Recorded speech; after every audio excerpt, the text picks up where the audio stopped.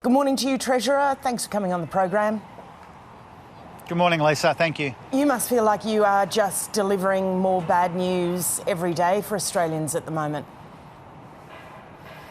It's certainly a difficult period, I think, for a lot of people. We inherited this full-blown cost of living crisis, which includes rising interest rates, and the Reserve Bank Governor indicated before the election, when interest rates started to go up, that would be the first of a number of interest rate rises. That's certainly what the market expects. We don't preempt decisions of the Independent Reserve Bank, but it is universally expected today that it will be a difficult day for a lot of homeowners who are already facing rising costs of living elsewhere in the household budget, and they'll have to find a little bit more for this to service their mortgage. How long do you think they'll stay patient? You promised them that you'd be able to help with cost of living. You know, what do you sort of give yourself time-wise with voters saying, OK, deliver? Yeah, we've tried to be really upfront with people, Lisa, and say that, you know, a lot of these cost of living pressures, certainly falling real wages and stagnation of wages, has been a problem for almost a decade now and will take a little while to turn around. But what we're going to do is, when this near-term cost of living relief in the current budget runs out, I'll hand down a budget in October, and a key part of that will be a cost of living package around childcare and medicines, trying to get power bills down over time, trying to get real wages growing again. Because this is an entrenched challenge in our economy. Inflation is expected to get worse before it gets better. All of the market analysts are expecting interest rate rises to keep going up for some time now. And so our responsibility as the new government, surveying this inheritance, this cost of living crisis that we have inherited from our predecessors, is to do what we responsibly can in the context of a budget which is heaving with $1 trillion in Liberal Party debt, to do what we can to make it easier for people, and that's what we intend to do. Well, between now and then is what's likely to be a very cold winter and some more difficult days for Australians. So what are you saying to them when gas prices and electricity prices are going up? I know you've written to the ACCC, you've asked them about, you've got price questions about things, but what are you looking at right now to try and help people?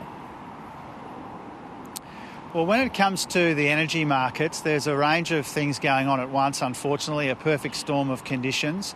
Whether it's the fact that some of the generators are offline, we've had some flooding, we've got some international difficulties, of course.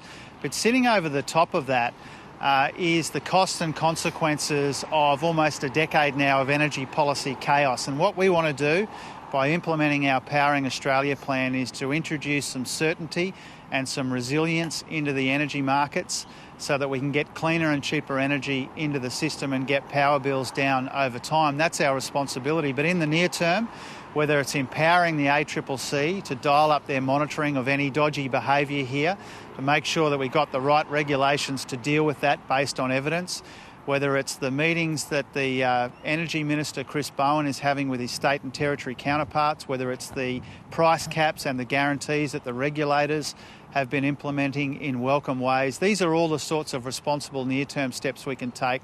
But in the medium term, what we really need is a decent energy policy in this country, and that's what we'll be implementing. Will you look at further rebates or one-off payments? I mean, it is going to be a tough winter for a lot of people. There's no use mincing words about it, Lisa. It is going to be difficult for a lot of people. We've got high and rising inflation, rising interest rates, falling real wages, and our ability to deal with some of these issues in a meaningful way is constrained by the fact that the budget that we've inherited is in such poor condition. And so we'll do what we responsibly can. We've tried not to limit our options, but we've been upfront with people as well. I mean, if you could just flick a switch and make this cost of living crisis disappear, or flick a switch and make $1 trillion of debt disappear, then we would have already done that. A lot of this requires decent, responsible, methodical working through the issues in the lead up to our October budget, and that's what we'll be doing. All right, just how bad is inflation going to get? Well, what I'll do, Lisa, is when the Parliament returns at the end of July, I intend to update our forecasts for inflation. But it's clear already that inflation will be significantly higher than the 5.1% it is currently.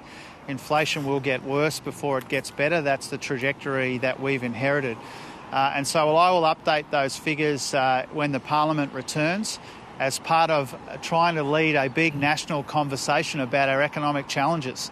And then, of course, in the October budget, there'll be further updates as well. But we expect inflation to be significantly higher than the 5.1% it was when the numbers came out most recently. All right, Jim Chalmers, thanks for your time.